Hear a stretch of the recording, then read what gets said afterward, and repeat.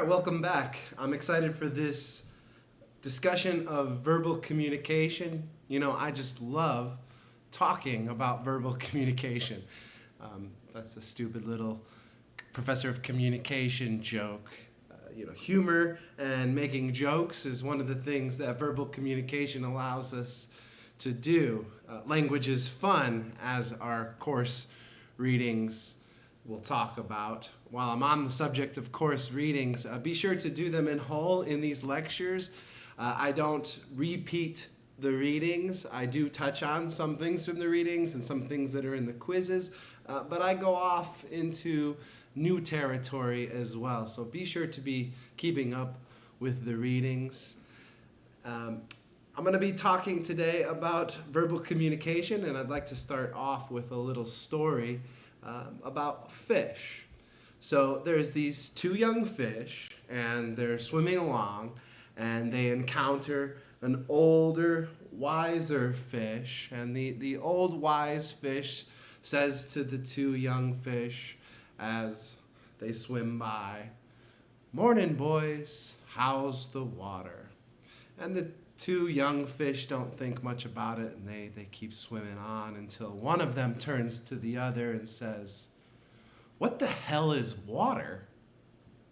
Okay, so I start with this story because I think it illustrates, or at least gives us a way into thinking about some of the really interesting dynamics of verbal communication. One of the things that this story highlights, right, is that language is something that's learned. We're going to talk about this in course readings as language acquisition, right, which is the theory that explores how we gain our language as we grow, as we pass it from one fish to another, so to speak. So language is historical and it's inherited from one generation to another. We teach it to our young, and that language acquisition starts in the first few months of our life, and we learn and pick up new words as we interact with other people in our social group, our families, our parents, our brothers and sisters, our friends. So a word like water gets passed down from fish to fish. And you might wonder, well, where did the first fish come up with the word water? Well, it probably wasn't just one fish alone, but over time, the fish probably had some sort of bodily experience, right, of being in the water and then maybe crossing over and getting out of the water. And they decided to name one of the experiences water and maybe the other something else like air. And once they agreed upon that naming, they had now a language system to talk about water. So language is also a kind of social agreement. We're going to agree that this thing in the world is going to be called that. So language has conventions to it. We also can see from this story that language is a kind of system of knowledge. We could think of it as a kind of catalog of our shared reality. It's an inventory that we collectively build that kind of keeps a record in some ways of our human shared experience, right? And we'd imagine that the words that we are creating as we interact with the world are going to kind of reflect the world that we're living in. So if we do have talking fish, they're probably going to be naming things that are around them in their environment and things that are, important to them. Food, shark. These would be good things for us to develop communication, to be able to talk about, because they're important to us in our own little worlds. And that's the same thing with human beings. We've built and gathered this inventory of human experiences that we call language, based on our own needs and interests as human beings in this world.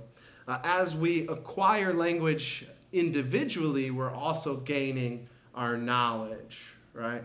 We are learning about the world and how to think about the world in conscious ways. When we develop language, we're developing our conscious understanding of reality. And so it is through verbal communication that our sense of the world begins to take shape and forms and morphs and changes throughout our lives. The little fish, they don't have the word water. The young fish in the story don't have the word water, so they don't think of themselves as being in water. They don't think about water or talk about water much, we could assume here. That doesn't mean they don't know water in some sense, right? Their bodies are in the water. They know how to swim. But they are unable to really talk about it with kind of precision and nuance. And it's similar to the situation we were in when we were born. We didn't have the word gravity. We didn't know about the concept of gravity, but we were able to, stay put without floating off. We were able to stand and move around and use gravity to be mobile, but we weren't really able to talk about it until we began learning language. So language is a kind of knowledge system for the world. This story also highlights to me that there's a big difference between the symbol, the word water, and its referent, the thing that it's referring to, actual water itself. The fish are encountering that every day, but they're not familiar with the symbol, right? They have to learn it.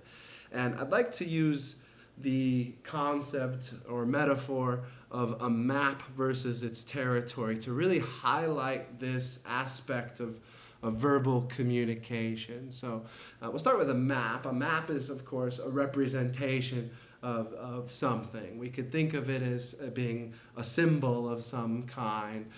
It's standing in for something else that actually exists. So a map is a representation, a representation of something else, right? Then we have this thing that we'll call the territory, and in this case the territory is represented here by a picture of the globe, right? It's not the actual globe, I can't put it on here, but what I'm talking about here is the actual earth, right? The territory of the world out there. So we have maps of the earth, and then we have earth itself. And so one of the early kind of lessons that we should take when we're thinking about verbal communication is that there's going to be a difference between the maps that we're using to talk about the world and the world itself. And in our experience, as we're acquiring language, as we are growing, oftentimes the maps of reality come to us maybe even before we directly experience the territory. And we could argue about whether or not we even do ever directly experience the territory. That is to say, there's always going to be, in our experience and understanding of the world, some mediation of our contact with the world through the use of maps. So think of it this way, right? How many of you have been to Egypt? I'm guessing not that many of you. Some of you, actually, I think someone in this class might be Egyptian. But most of us, especially if we're here stateside in the United States, aren't that familiar with the actual territory of Egypt, but we're familiar with Egypt, right? We have plenty of maps of Egypt, so to speak, literal maps of Egypt, pictures we've seen, stories we've heard, history that we've read about.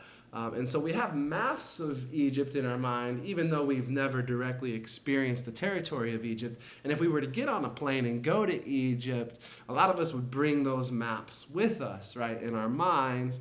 And those maps would mediate our experience of Egypt. I'd be headed to the pyramids probably as soon as I could. And so our kind of preconceived notions of Egypt are going to affect how we experience and understand our experience when we actually get to Egypt. So there's a difference between the map and the territory, but the map is going to have a lot of an effect on how we come to understand and see the territory. Partially it's because the territory is so big, right? We can't possibly see it all. And so we have these things that we use instead called maps that allow us to get a big picture sense of the territory. The maps, though, are incomplete, right? They're necessarily incomplete. Imagine a map of Las Vegas that was an exact replica of Las Vegas, and I give it to you when you're lost, and now you're lost inside two Las Vegases, right? That's not very helpful. If you're lost inside Las Vegas, I'm going to give you something that's incomplete, that's meaningful to you. It's a message that's able to be sent to you, this map. It's sendable because it's incomplete. It's not everything. But it's going to highlight certain things, right? It's going to highlight certain things in a meaningful way to me that allows me to make sense and get found in the city, or to find my way in the city. So maps are necessarily incomplete, and they're going to distort things, right? They're going to distort reality. They're going to exaggerate certain parts of reality. It's going to exaggerate the existence of roads, perhaps. It's going to minimize the existence of other things, bushes, people, ponds, little tiny ponds, I don't know. So there's going to be some highlighting of certain aspects of reality and some hiding of other parts of reality. There's going to be exaggeration and minimization.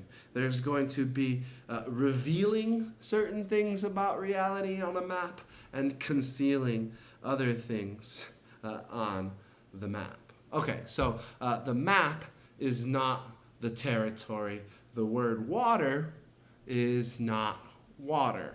Okay, so what is water, right? Okay, the physical stuff in the world, water, is materially made out of H2O, right? You know that. 2 parts hydrogen, 1 part oxygen. That's the stuff out there in the world, right?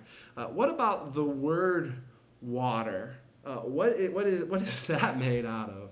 The actual word, right? You're seeing it here on a screen in letters, but the word water, before it was ever written down, was sound, right? The word water lives in the world as sound waves, and it's a certain pattern of sound waves that's over a certain amount of time that's recognizable to us and meaningful to us as water, right? But the word water isn't necessarily having anything to do with the substance of water, right? So why did the fish name it water? I don't know. You'll have to ask the fish about that. But that's the word they chose, those sounds, and in their language, that is meaningful. It means the substance, H2O.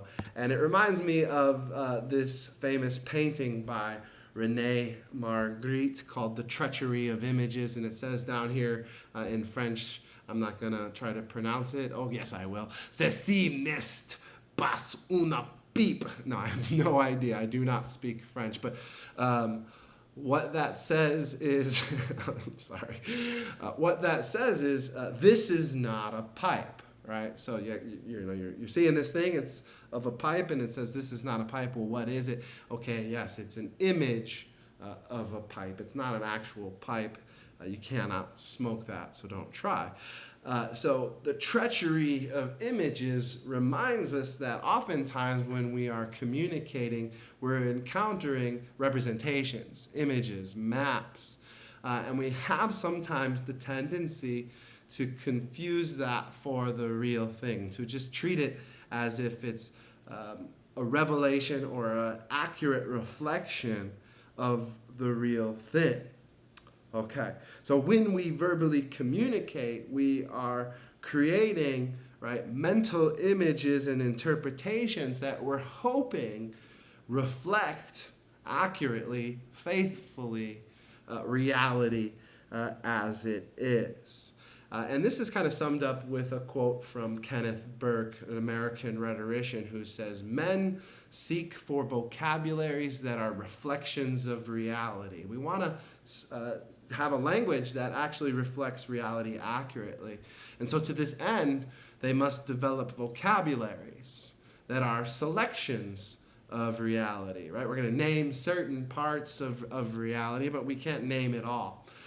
And any selection of reality must, in certain circumstances, also function as a deflection of reality. So because it's not showing the whole, there's going to be leaving certain things out. So I really love that quote. And to illustrate this even further, let's go back to the fish story. When I was telling you this story, how did you picture the old fish? Did you have an image in your mind? When I ask my students that question in my face-to-face classes, I always have several students who report that they pictured a kind of old man fish with a white beard. Right? Did you picture something like that? That's the best image I can find and steal from the internet of a fish with a beard. But maybe you pictured an old man fish with a white beard. I was careful, I believe, to not name the gender of that fish. So in the map or in the story that I told, I only used the symbols old and wise to describe the fish. And with a lot of people, that's enough for them to kind of begin to fill in an image, and they give the fish a gender and maybe an old white beard. I don't know, maybe because of people like Socrates, who was considered an old wise man, or Confucius, maybe. So there is, as we see in this example, a cultural, historical element to our understanding of verbal communication. We're going to impose certain mythic ideas upon old and wise, and those are going to even further perhaps contribute to unequal power relations between men and women in society. When we think old and wise, we don't think of women, we think of men. We see then that verbal communication has a lot going on, right? Okay, and to go back here, we can see that Kenneth Burke's own vocabulary betrays reality. I put the word, the term sick there, which means a mistake that was in the original. And the reason I'm calling that as a mistake is because he's using the term men when he really means human beings, right? And so the words he's choosing paint a certain picture of reality where men are dominant, and indeed in his world, men were certainly in the dominant positions in his role as a academic. So he uses the term men, to mean all human beings, but it paints a certain picture. And from my point of view, we should use a term that paints a more accurate picture, like humans. Okay, so we see that language is imperfect, that it distorts and shapes our thinking, and really that's all I want to talk about when it comes to fish. Enough about talking fish. Let's talk more about talking human beings. In the next few videos, we're going to dig deeper into verbal communication. I want to leave you with a definition of verbal communication, If you haven't picked up on that, it's the use of symbols or language or code to convey meaning. And that meaning is conveyed on multiple levels or multiple systems of meaning making that I'm going to talk about in the upcoming videos. And those are a phonological system, a syntactic system, a semantic system, and a pragmatic system of meaning making. And we'll talk about these in the next few videos.